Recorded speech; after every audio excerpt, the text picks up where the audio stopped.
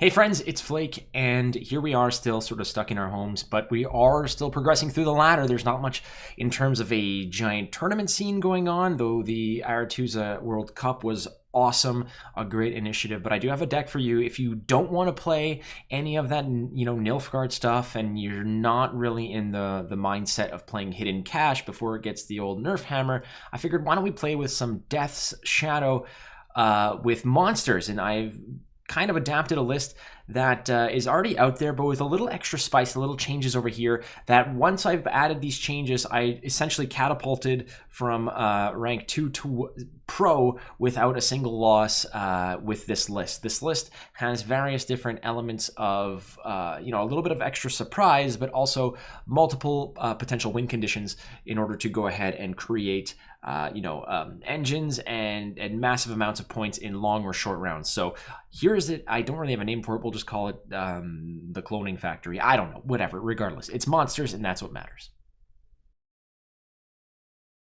So here it is. This is the Monster Party. This is the deck I used to get to, as you can see, pro rank today. Now, I was struggling with a variant of this list until I kind of made a few changes based on a suggestion that actually proved to be a lot better than I thought it would be. And I was a little bit skeptical, but when it came down to it, when push came to shove, it actually was worth its weight in gold. In this case, the 12 provisions. As you can see here, we do have Renew, but I'll go through the list and then I'll tell you about the basic strategies and how to go through it. So here we go. All right, from down to the bottom, I have 2 Endrega eggs, and the reason why I have Endrega eggs is twofold. Essentially, it's another way to get drones onto the board. It is another insectoid to have, part of the insectoid faction synergy, but also it's a 4-point for 4 with really no downside besides the fact that if it dies, it does recover 3 of those points. So I have 2 Endrega Warriors, something to consume, another Insectoid. Also, when it eats another Insectoid, it spawns a drone, so you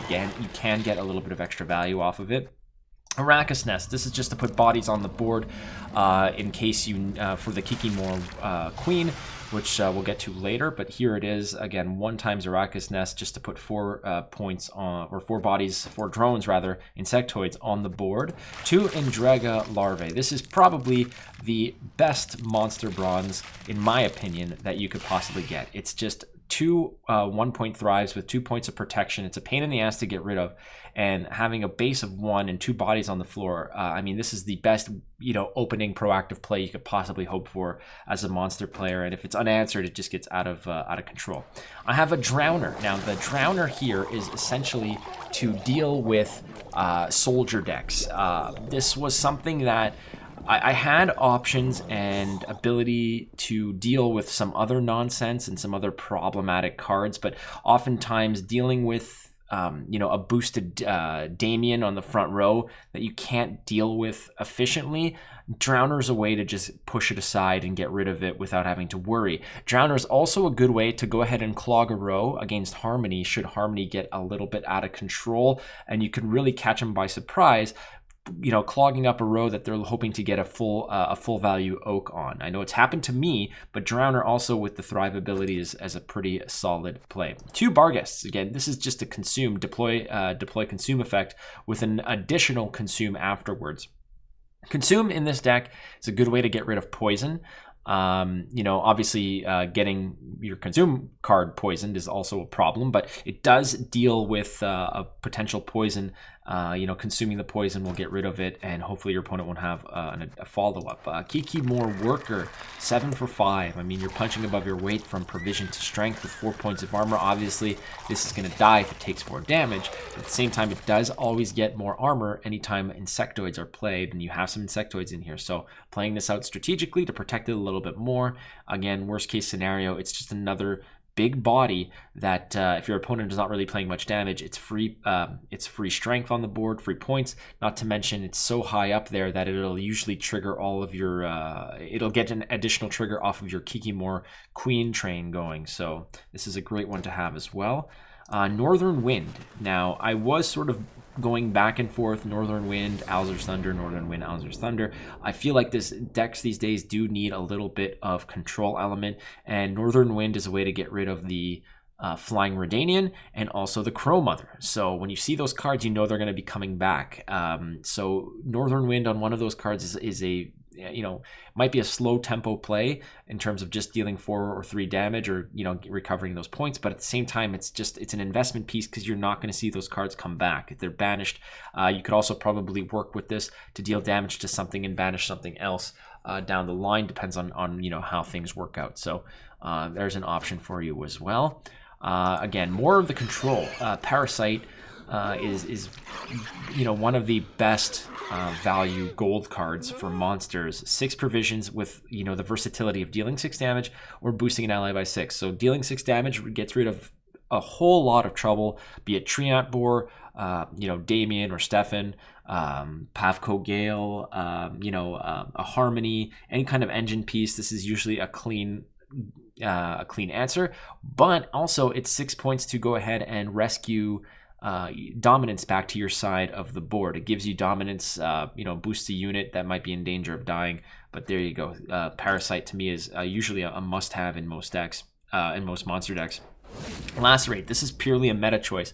There's so much row stacking going on, so much swarm going on, that Lacerate is such a good option. And in the most obscene of circumstances, there are times where against a rat swarm kind of Glusty Warp combo, this is an option for you to go ahead and lacerate your own board. That sounds absolutely ridiculous and asinine, but it does win games in the most marginal of scenarios, but it does happen. Otherwise, Harmony likes to row stack for a big oak.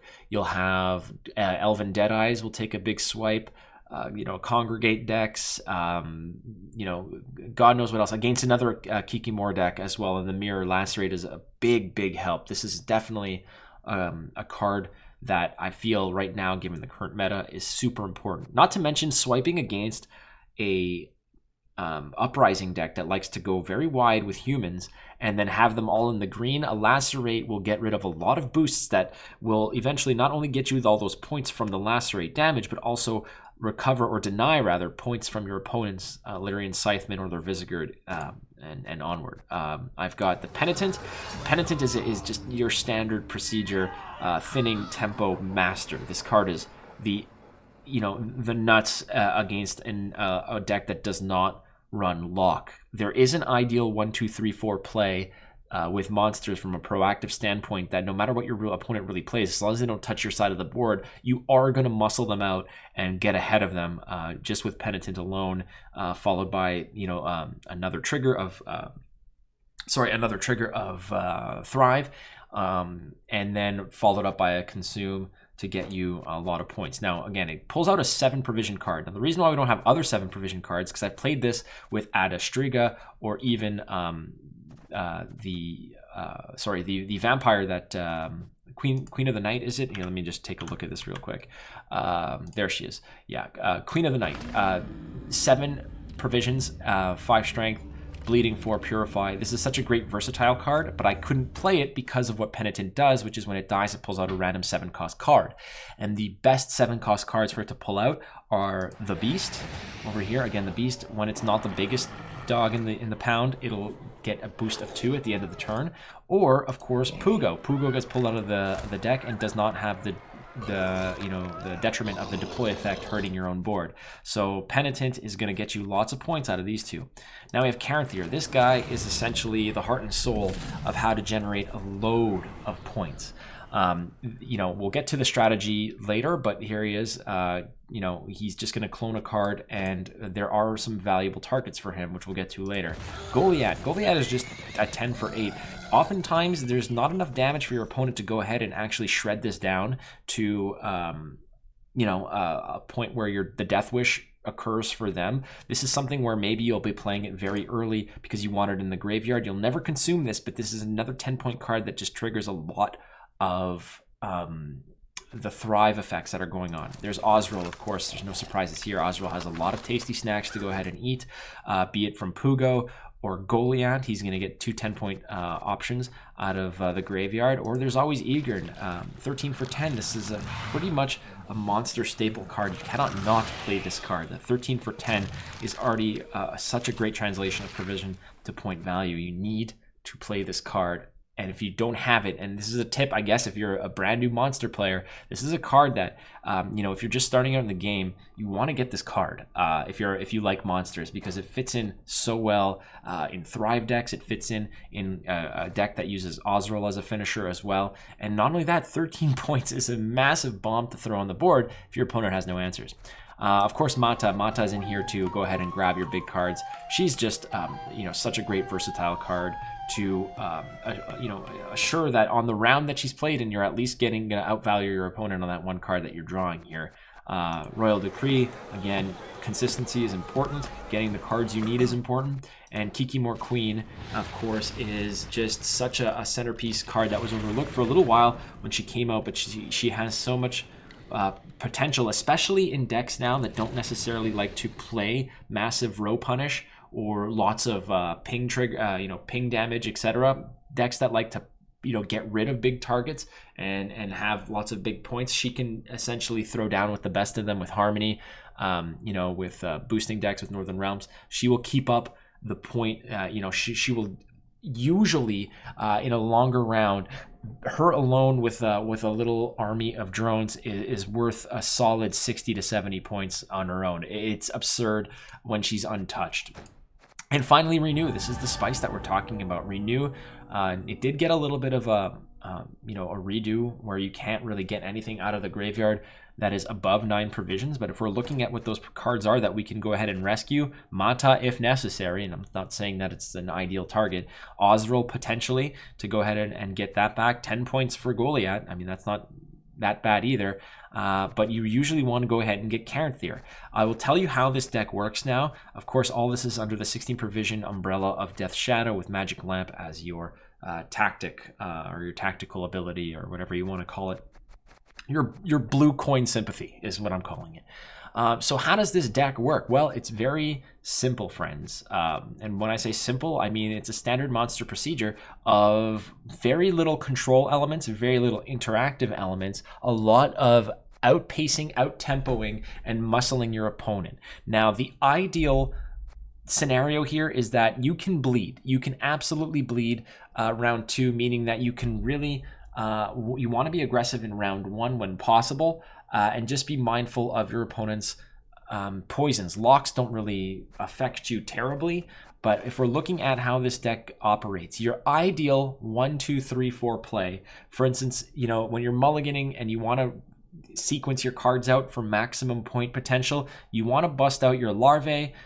You want to then follow it up with Penitent, getting the Thrive triggers on the Larvae. Penitent will then go. And then right after that, you probably want to go drop in with an Endrega Egg or my friends, a Kikimor Worker, and then follow that up with Endrega Eggs, getting, again, 2 more sets of Thrive off of all, meaning that your Endrega, your Larvae are now 4, your Penitent is now at 4, and then you could follow that up with an Endrega Warrior eating both the Penitent and the egg, creating another row, another option of Thrive, or another trigger of Thrive across your Larvae, and hopefully you'll get out either Pugo or the Beast, not to mention the 3 bonus points from the Endrega eggs. It is just a magical sequence of points, and it's really difficult for your opponent to keep up with it.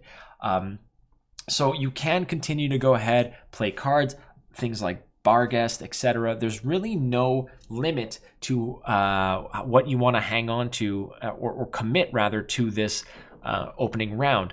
I will say this, however, the way that you want to play this in terms of what your think about it this way. What is your win condition in round 3? You can really push the tempo and get a lot of things going, but how are you going to win a later round? Well, if you can do this properly, you can go ahead and commit your Caranthir onto a, let's say, Kikimor Queen, or even onto your Beast, let's say, and then go ahead and just let those points generate. And then the whole point is that later in the game, oftentimes your opponent will not expect a renew. You'll renew out your Caranthir out of the deck, use your ability again for Death Shadow, and suddenly you have another massive train of points coming in. Ideally, you'll have some Insectoids on the front row. A good opening move would be you go Arrakis Nest, and then you follow that up with Caranthir, cloning your Kikimor Queen with another follow-up of Death Shadow on the Caranthir for another round of Kikimor Queen, creating another Thrive trigger all the way around, and then you drop another Kikimor Queen right afterwards. You have 3 Kikimor Queens, you have 4 drones, and then you have the Caranthir just chilling out, and then afterwards it's just go to town, start dropping Thrives. If your opponent is going to be a little bit overwhelmed with how to deal with so many Kikimor Queens, because they are going to be feeding off of each other, especially with big plays like Goliath coming down, potentially Pugo. You'll have an Osril potentially to go ahead on top of them if you haven't used your Kikimor Worker, Barghest, or Endrega Warrior to eat strategically to create more Thrive triggers is just as good. Now, I have done it in the past. When I said that there are multiple ways to generate a lot of points, I have won matches in the past where maybe I didn't draw properly, I did not get what I needed, and Kikimor Queen decided to just go ahead and hibernate at the bottom of my deck. And what did I do? Well, simple. Just go ahead and throw 3 dogs out there. Caranthir with Onto the Dog, followed by your Death Shadow ability to go ahead, crush it, recreate it, make another dog. You have 2 dogs, and then you have 1 in hand, and suddenly you have 3 dogs that are now going to be looking at each other for how the power is going to work. Because when those 2 clone dogs come out, they come out at 1. Caranthir is going to allow them to go ahead and rise up to 3. So you have 3, 3, 3. Hopefully they don't have Arrakis Venom, but you'll do that, and then next turn you'll follow it up with another dog at 4, and then make sure that your dog that's at 4 is to the right of the 3s. So sequencing in Gwent is left to right, top to bottom. So when everything's looking to trigger, it'll look from left to right, meaning that the leftmost beast will look at the board and say, well, I'm not the biggest beast because there's a 4 to my right. So he'll go up to 4. The beast in the middle will say, well, I'm no longer the biggest beast, so I'm going to trigger up to 4. Trigger up to 5. And then the 5 that's at the end is going to look and say, well, no longer am I the biggest beast, so I'm going to go +2 and go to 6. And then it's just they'll start feeding off each other in that way. That's another 3-engine piece that your opponent will have some trouble dealing with in a short round, in a long round, whatever. And then if you're doing this right, you might have another Kikimor Queen going on, an Osril finisher. You have all kinds of options. Again, this deck got me to pro rank. The renew variant of this deck, rather. I did have a variant with Detlaf and Kayran, but I found that was a lot more problematic. I really much preferred this version of it. Beyond the fun factor, the surprise factor, and the results factor, this deck, as it is right now, is my favorite version of it, especially with the text of things like Lacerate, Drowner, and etc. And the renew, obviously. So we'll go through it again real quick. I've got 2 Endrega Eggs, 2 Endrega Warriors, an Arrakis Nest, 2 Larvae, Drowner, 2 Barghests, Kikimor Worker, Northern Wind, again, there's a tech card for you, Parasite, Lacerate, Penitent, Beast, Pugo, I guess the Boombox, and then Caranthir, Goliath, Osril, Mata, Big Boy Egern, Royal Decree, the Queen herself, and Renew, all under 16 provisions of space to operate in, and a magic lamp to rub for 5 bonus delicious points. So there it is, friends. Again, if you want to go ahead and maybe get some monster stuff going in, this deck can really, really stretch out those points and get just an exceptional amount of value. If you want to see this deck in action, by all means, go ahead and check me out on Twitch, twitch.tv/watchflake, and on Twitter, twitter.com/watchflake. I am streaming regularly, so having a good time. Again, thank you so much for watching. Please hit the follow button, the subscribe, all that jazz. Be kind to one another and wash your hands. I will see you soon. Love you. Goodbye.